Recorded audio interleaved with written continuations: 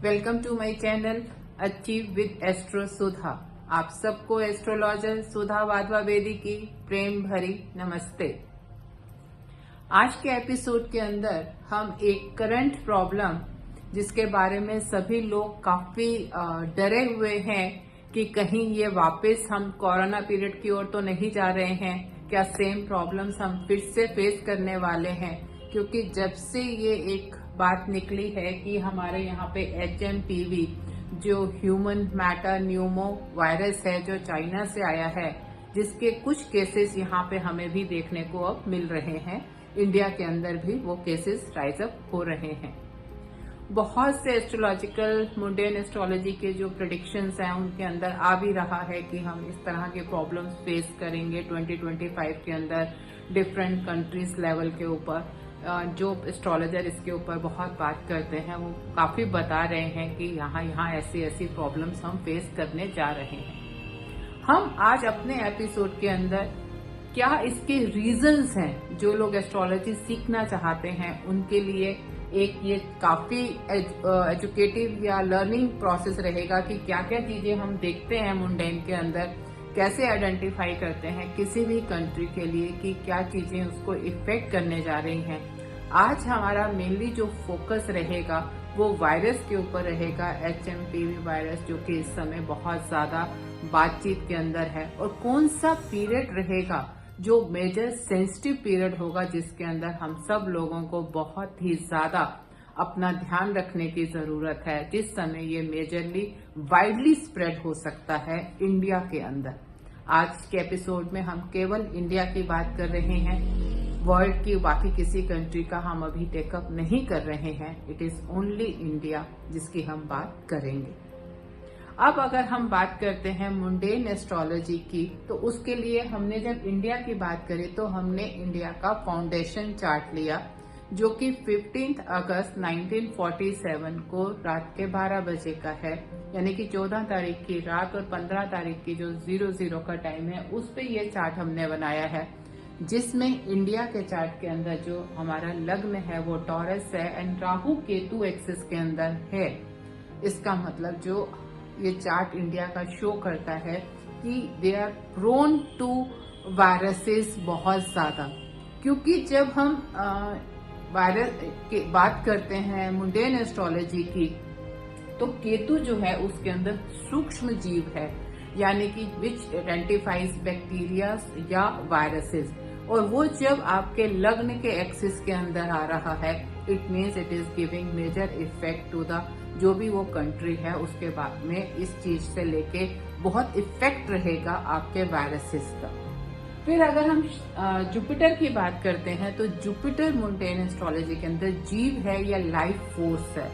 और जो शनि है आपका वो है कारक फॉर एपिडेमिक्स और मास डेथ्स। मुंडेन हम क्योंकि यहाँ पे हम मुंडेन एस्ट्रोलॉजी की बात कर रहे हैं, मुंडेन वर्ल्ड मतलब ये है कि वर्ल्ड एस्ट्रोलॉजी दुनिया के बारे में,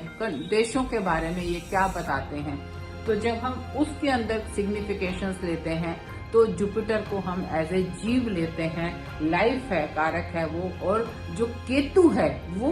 वायरस का कारक है, और जो शनि है वो मास डेथ का कारक है, एपिडेमिक्स के लिए कारक है। तो अब ये आपके सामने चार्ट आप देख सकते हैं, स्क्रीन के ऊपर मैंने दिखाया है, जहाँ पे जो इंडिया का फाउंडेशन चार्ट के अंदर हमारा लग्न जो है वो टॉरस है, राहु लग्न में है, दूसरे घर में मंगल बैठा हुआ है, तीसरे घर में मून, मरकरी, शनि, वीनस, सन, आपके 5 प्लैनेट जो है वो तीसरे घर में है, जुपिटर छठे घर में है, और केतु आपके 7वें घर के अंदर है।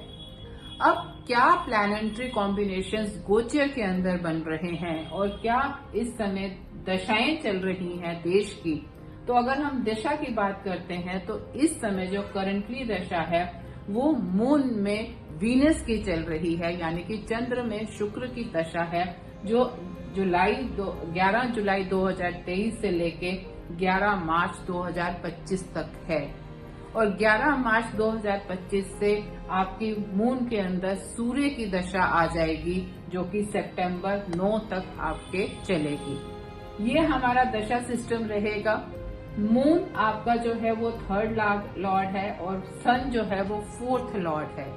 फोर्थ से हम एपिडेमिक भी देखते हैं, इस तरह के डिजास्टर्स को भी देखते हैं मुंडेन एस्ट्रोलॉजी में, जो कि दशा हमारी 11 मार्च से शुरू हो रही है 2025 में। अब अगर हम बात करेंगे गोचर की, तो आप बार बार बहुत सुन रहे होंगे, जो लोगों को इंटरेस्ट है एस्ट्रोलॉजी में या काफी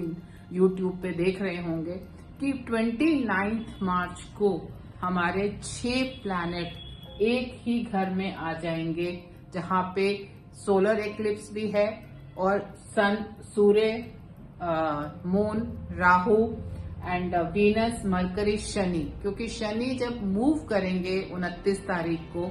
तो ये सभी के सभी 6 प्लैनेट आपके हम इंडिया के चार्ट में 11वें घर के अंदर आ जाएंगे।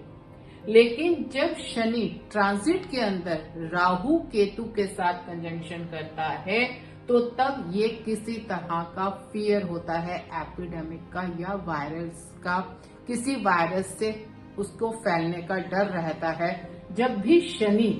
अगर गोचर में राहु केतु के साथ कंजंक्शन के अंदर आता है। और 29 मार्च को राहु, शनि जब मूव करेगा, राहु ऑलरेडी वहां पे पाइसेस में है, जिससे शनि की भी युति होगी और बाकी प्लैनेट भी इस समय वहां पे ऑलरेडी हैं। और जो ट्रांजिटिंग शनि है वो जब साथ ही साथ अपनी तीसरी दृष्टि से नेटल राहु को भी देखेगा, और जब इस तरह के मतलब जब एक तो आप ट्रांजिट में उसके साथ कंजंक्ट भी हो रहे हैं, युति भी हो रही है, और आपकी जो दृष्टि है वो भी ट्रांजिट के अंदर आपके नेटल राहु के ऊपर पड़ रही है, जो कि फिर एक कॉम्बिनेशन है जो ये कहता है कि इस तरह का जो कंट्री जो है के ऊपर एपिडेमिक का बहुत इफेक्ट आएगा। अब इस समय जो है आपका मंगल जो है वो दूसरे घर में बैठा है, और दूसरे घर से वो 8वें घर को भी देख रहा है। और 8वां घर एक तो वैसे भी आपके एपिडेमिक का बस्ट होने का रहता है, साथ ही साथ उसकी जो लॉर्डशिप है जुपिटर, वो जो है वो जीव है, लाइफ है, कारक है लाइफ का। तो मंगल वहां से बैठ के इसको देख रहा है, तो इसको एक्टिवेट कर रहा है एपिडेमिक को, और उसके जीव के ऊपर उसका असर आ रहा है। इधर से आपके शनि के कारण से इसका इफेक्ट आने की वजह से यहाँ पे प्रॉब्लम आती नजर आ रही है। लेकिन इसके अंदर वन सेविंग फैक्टर जो इंडिया के लिए है कि सोलर एक्लिप्स जो है वो यहाँ पर पूर्णतः नहीं दिखेगा। जिन कंट्रीज के अंदर ये सोलर एक्लिप्स विजिबल होगा इजिली, वहां पे इसके इफेक्ट आते हुए बहुत ज्यादा नजर आ रहे हैं। नाउ आपका जो मंगल है वो 3 अप्रैल को थर्ड हाउस के अंदर आ जाएगा। थर्ड हाउस के अंदर इंडिया के सभी प्लैनेट, 5 प्लैनेट बैठे हैं जो कि लग्ना के भी हैं,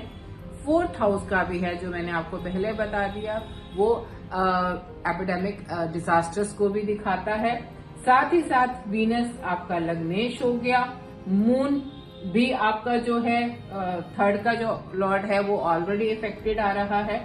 और शनि जो है मास डेथ का है। तो जो नेटल के आपके शनि, सन, मून और वीनस, ये सभी प्लैनेट जब उसमें इफेक्ट हो रहे हैं, एक्टिवेट हो रहे हैं मंगल के होने की वजह से, और जो दशा के अंदर हम चल रहे हैं वो भी हमारी मून के अंदर सन की दशा है, जो कि 11 मार्च से लेके 9 सितंबर तक है। यानी कि शनि ने एक्टिवेट कर दिया, मंगल ने 3 अप्रैल को आके एक्टिवेट कर दिया सभी हाउसेस को, उसकी जो दृष्टि है वहां से 4थी दृष्टि उसकी जुपिटर पे भी है, जो कि 8th लॉर्ड भी है और जीव का कारक भी है। अब ये दशा भी आपकी इफेक्टेड है, यानी कि ट्रांजिट में इफेक्ट आ चुका है, दशा के अंदर इफेक्ट आ चुका है आपके, और सभी वायरस के प्लैनेट एंड जीव के planet and death infection giving planet सभी एक्टिवेट हो गए हैं।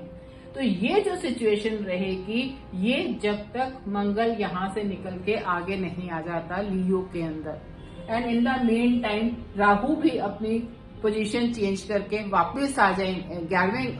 10वें घर में आएंगे इक्वेरियस के अंदर मई के पे। तो ये जो 6 जून को मंगल अपनी पोजीशन बदलेंगे, टिल देन यानी कि 29 मार्च से लेके 6 जून तक का जो टाइम है, इस समय ये नजर आता है कि इसका स्प्रेड बहुत ज्यादा होने के चांसेस हैं। So this is the time in my reading everyone should be careful, क्योंकि उसके बाद प्लैनेट स्प्रेड भी हो जाएंगे,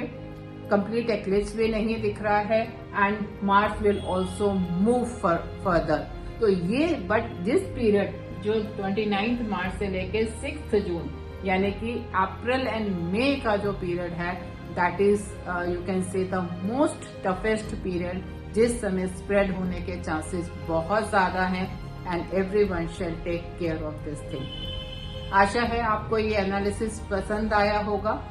और अगर आपको किसी और टॉपिक के ऊपर हमारी कंसल्टेशंस रिक्वायर्ड हो तो हमें आप कमेंट बॉक्स में लिख के जरूर बताएं, या किसी और टॉपिक पे आप चाहते हो कि हम वीडियो बनाएं तो उसके बारे में आप जरूर बताइएगा। इस चैनल को सब्सक्राइब करें, लाइक करें एंड शेयर करें। आपका दिन शुभ हो। धन्यवाद।